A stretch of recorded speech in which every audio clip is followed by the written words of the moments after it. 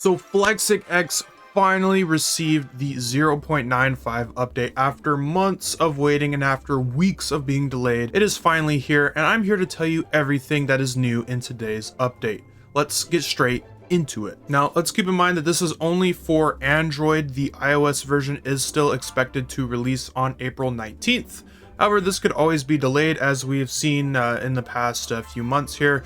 These updates and the iOS release have been delayed quite a bit, so I wouldn't count on April 19th. Hopefully it'll come out then, but I don't know 100% for sure. But all I do know is we got a new update, we got new content. The first brand new feature in FlexicX is the new cloud save system. So with this system, you'll be able to save all of your progress and all of your currency across devices by linking your Google account. So if you use your Google account, you will be able to basically transfer all of your progress. Now, I am not sure if this works with replays. I have not tested this. If someone has tested this, please let me know down in the comments below.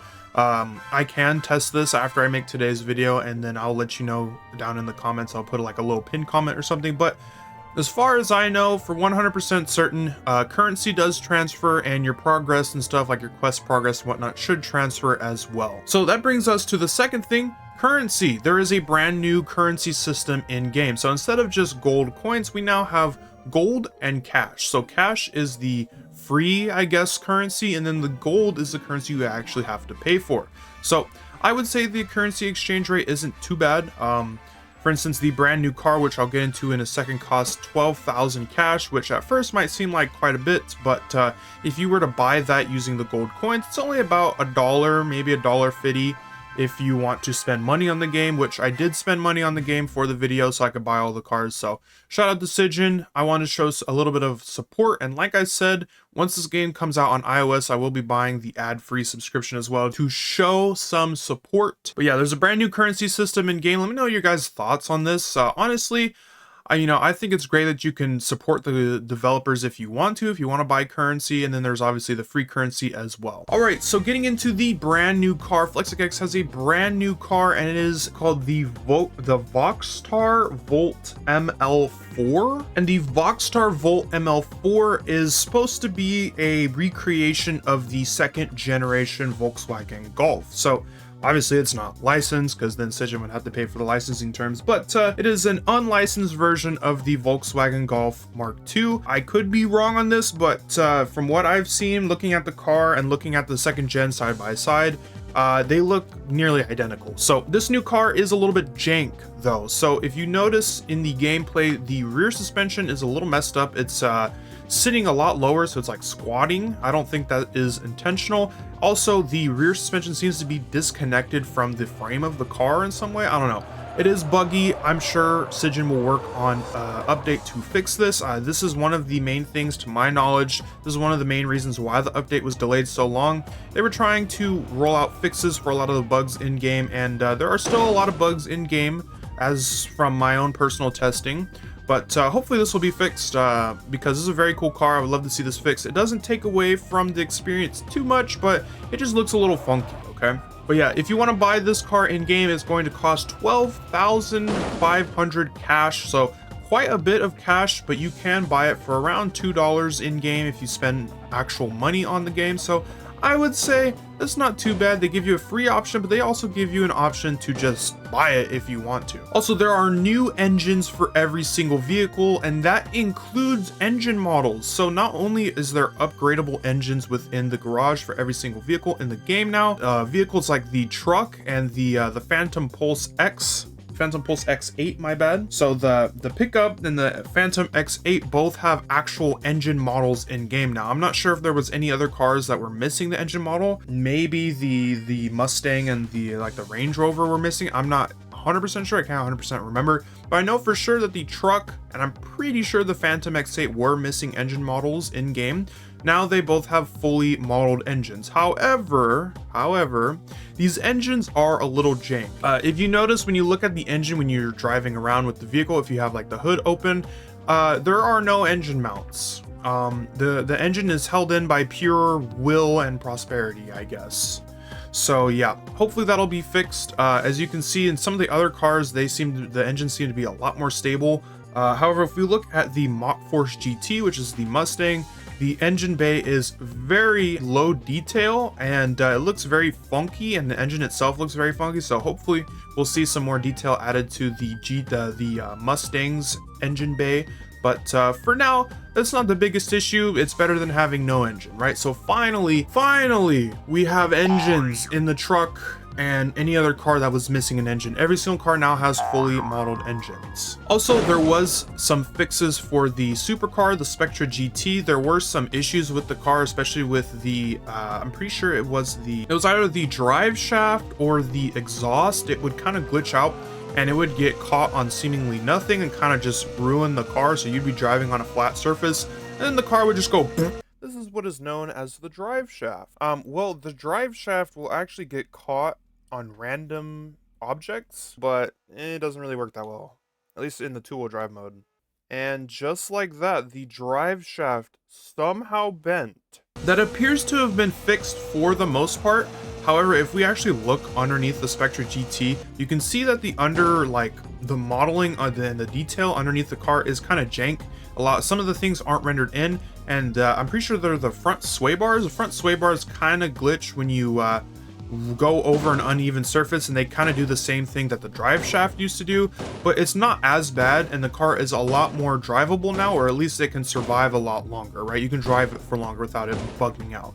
So I would say for the most part, they fixed the biggest issue with that car, but also there are still some issues with it. Also, apparently the Phantom X8 got some fixes for its physics. I don't remember any issues with the Phantom X8's physics, but apparently they've been fixed. So let me know down in the comments below if you guys know exactly what was wrong with the Phantom X8. To my knowledge, the car seemed fine to me when I would use it in FlexicX. So I'm not exactly sure what they fixed. Maybe they fixed the driving physics, the crash physics. I'm not entirely sure. And finally, the last update to the game, which is probably the most noticeable update, is the brand new UI. So FlexicX's UI has received a complete overhaul, and with this, there are some caveats. I do like the new UI. I think it looks cleaner, and I think it looks pretty good. However, there are some grammar issues. There are quite a few grammar issues. I have spotted 2 grammar issues so far. An actual old grammar issue was actually fixed, which is kind of okay. So to my knowledge, I'm pretty sure the main developer at Cygen, I'm pretty sure they don't speak English. I'm pretty sure they speak Russian. So pretty much all English elements in the game are most likely translated using Google Translate. So I can understand if there are some like English grammar mistakes. However, the biggest grammar mistake that I saw that was fixed was on the new privacy policy screen when you first launched the game. Privacy policy now actually says privacy policy instead of privacy policy. So they fixed privacy. It now actually says privacy. However, if you go into the settings tab, if you look at the audio tab, audio is misspelled. So audio, it's spelled A-U-D-I-O, not A-U-I-D-O, or however it was spelled. And then if you actually go into the cloud profile screen, the statistics, where the word statistics is misspelled as well. It's like, I don't remember exactly what it says, but it's not spelled correctly at all. So I would love to see some fixes for these words, but honestly, I don't really care that much. I just think it's kind of funny, and I think it's understandable considering I'm pretty sure the main developer either doesn't speak English or English isn't their first language, right? Other than that, though, that's pretty much everything new with the brand new FlexicX update. Let me know what you guys think about this update. I think this is a great update, but I do feel like there is still a lot of work to be done. There are some bugs and issues that are still present, and obviously the new car isn't perfect, right? So Cygen, take your time, that's fine. I would like to offer some advice. Now, I would like to clarify, I am not a game developer. I have no idea how to develop a game. Okay, I've never developed a video game in my life other than the coding code.org tutorials we would do back in school in the day, back in the day. But I want to offer some advice about about Cygen's I guess scheduling for their updates. So if you noticed, if you were checking their Discord for when the update would be dropping, they pushed it back several times. They delayed it over 2 weeks, and each time they would set it for a few days in the future, and then once we would a day before that day, they would push it back a few more days. So I would recommend, that's pretty annoying, especially for someone who wants to cover this game, who wants to make content about this game, especially about the new updates and stuff. It just makes it a little bit more inconvenient for me. Obviously, it shouldn't matter what I feel. You know, my reasons I don't feel like are enough to, you know, I don't feel like I should be complaining at all, really. But at the same time, like, if you guys are going to announce an update, I would recommend announcing the update for a time in the future that you know for a fact that you will be able to get that update out by, or announce the update after you're already done working on the update, right? Announcing the update and then having to push it back multiple times over the course of 2 weeks because you didn't get the update fully out yet.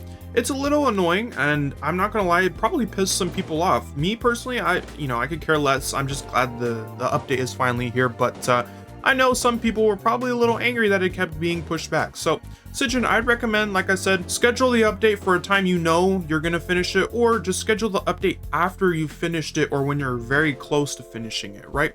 Give yourself a little bit of leeway, that way you don't have to keep pushing it back, okay? Now, like I said, I know nothing about game development, all right? I just think that would be, I thought that was a little annoying, but like I said, to be honest, who cares what I think, right? Other than that, though, that is everything new with the 0.95 update. I am very excited for the iOS release, which is supposed to come April 19th. We'll see if it actually releases then. I have a feeling it will probably be delayed, but we'll see. Maybe it'll actually release that day, who knows? Other than that, though, if you guys enjoyed today's video, be sure to smash that like button. If you guys want to see more content like this, be sure to hit that subscribe button. I want to give a quick shout out to my channel member, the good guy Chris. Thank you for subscribing. Thank you for being a member of the channel. Thank you for supporting the channel. It makes videos like this a lot easier to make. Thank you for your contribution. If you guys would like to join my channel membership, I have a link in the description, or you can just go to my channel's homepage. Other than that, though, I apologize for my upload schedule. It's been hard to find motivation, but also at the same time, I've been extremely busy with personal stuff, family stuff, with working and whatnot. So like I said, I apologize. Try to get some more content out for the channel. Other than that, though, I'm gonna go ahead and go. I'll see you guys in the next one. Peace.